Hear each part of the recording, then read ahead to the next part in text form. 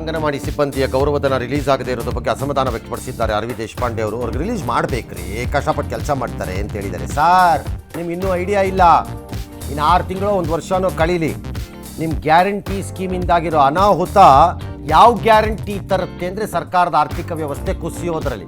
ಸುಮ್ಮನೆ ಒಂದು ಟಚ್ ಕೊಟ್ಟಿರ್ತೀನಿ, ಇವತ್ತಿಗೆ ತೊಗೊಂಡಿರಿ, ಇನ್ಯಾವತ್ತು ಡೀಟೇಲ್ ಹೇಳ್ತೀನಿ. ಸರ್ಕಾರಿ ಪೆನ್ಷನ್ನು ಮತ್ತು ಸಂಬಳ ಎರಡೇ 43 ರೂಪಾಯಿ 100 ರೂಪಾಯಿಲಿ ಹೋಗ್ತಾ ಇದೆ.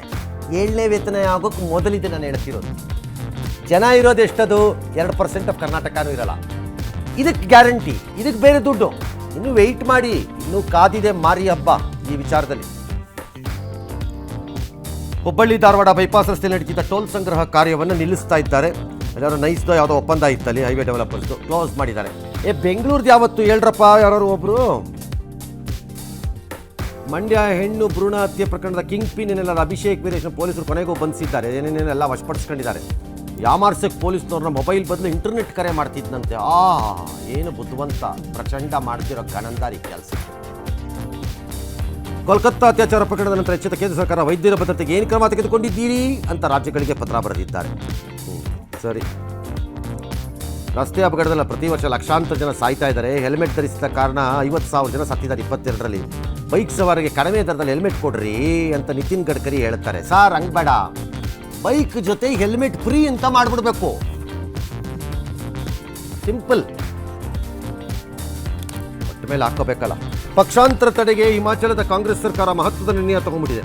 ಪಕ್ಷಾಂತರ ಮಾಡಿ ನಿಷೇಧ ಕಾಯ್ದೆಯಡಿ ಅನರ್ಹಗೊಂಡ ಶಾಸಕರಿಗೆ ಇನ್ಮೇಲಿಂದ ಪಿಂಚಣಿ ಕೊಡಲ್ವಂತೆ ಅಲ್ಲಿ. ಹೌದಾ? ಅಬ್ಬಾ, ದುಡ್ಡು ಉಳಿಸೋಕ್ಕೆ ಇನ್ನೊಂದು ಮೆಥಡ್. ಅಲ್ಲಿ ಮೊದಲೇ ಪಾಪರ್ ಚಿಟ್ಟಿ ಅದು ಆ ಸ್ಟೇಟಲ್ಲಿ. ಅಲ್ಲೇ ಆರೋಪಿ ಬಿಭವ್ ಕುಮಾರ್ ಜಾಮೀನ್ ಮೇಲೆ ರಿಲೀಸ್ ಆಗ್ತಿದ್ದಂಗೆ ಅದೇ ಆಪು ದೆಹಲಿ ಸಿಎಂ ಪತ್ನಿ ನೆಮ್ಮದಿಯ ದಿನ ಅಂತ ಒಂದು ಫೋಟೋ ಹಾಕಿ ಪೋಸ್ಟ್ ಮಾಡಿದ್ದಾರೆ. ಅದಕ್ಕೆ ಅವ್ರು ಸ್ವಾತಿ ಮಾಲಿವಾಲು ಎಂಥ ನೆಮ್ಮದಿ ಇರಬೇಕು ಲೆಕ್ಕ ಹಾಕ್ಕೊಳ್ಳಿ ಅಂದರೆ ಅದೇನಾರು ಇರಲಿ. ನಾನು ಹೇಳ್ತೀನಿ, ಚೀಫ್ ಮಿನಿಸ್ಟರ್ ಹೆಂಡತಿ ಹಾಕೋದಲ್ಲ, ಒಂದು ಹೆಂಗಸಾಗಿ. ಸರಿನೋ ತಪ್ಪೋ ನಾಳೆ ಕೋರ್ಟಲ್ಲಿ ಡಿಸೈಡ್ ಆಗಲಿ. ಅದಕ್ಕೆ ಮೊದಲು ಯಾರು ಹಾಕ್ತಾರ? ಮಾನ ಮರ್ಯಾದೆ ಬೇಡವಾ ಚೀಫ್ ಮಿನಿಸ್ಟರ್ ಹೆಂಡತಿ ಅನ್ನಿಸ್ಕೊಂಡವ್ರಿಗೆ? ಅದು ಇನ್ನೊಂದು ಹೆಣ್ಣಿನ ವಿಚಾರದಲ್ಲಿ. ಬಿಜೆಪಿ ಸಂಸದೆ ಕಂಗನಾ ನಟನಿ ಎಮರ್ಜೆನ್ಸಿ ಚಿತ್ರಕ್ಕೆ ಇನ್ನೊಂದು ಶಾಕ್. ಸೆನ್ಸಾರ್ ಸರ್ಟಿಫಿಕೇಟ್ ಕೊಡಿ ಅಂತ ಹೈಕೋರ್ಟ್ಗೆ ಹೋಗಿದ್ರು ಬಾಂಬೆಗೆ. ನಾವು ಕೊಡಕ್ಕೆ ಬರಲ್ಲ, ಹಾಗೆ ಬೇಗ ಇತ್ಯರ್ಥ ಮಾಡಿ ಅಂತ ಡೈರೆಕ್ಷನ್ ಕೊಟ್ಟಿದ್ದಾರೆ. ಬ್ರುನೈ ದೊರೆಯ ಐಷಾರಾಮಿ ಆತಿಥ್ಯ ಸ್ವೀಕರಿಸಿದ ನಂತರ ಪ್ರಧಾನಿ ಸಿಂಗಾಪುರಕ್ಕೆ ಹೋದರು. ಸಿಂಗಾಪುರದಲ್ಲಿ ಅನಿವಾಸಿ ಭಾರತೀಯರು ಅದ್ದೂರಿ ಸ್ವಾಗತ ಕೊಟ್ಟಿದ್ದಾರೆ.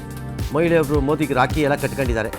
ಭಾರತ ಮತ್ತು ಬ್ರುನೈ ನಡುವೆ ನೇರ ವಿಮಾನ ಸೇವೆ ಕೂಡ ಈಗ ಆರಂಭ ಆಗುತ್ತೆ.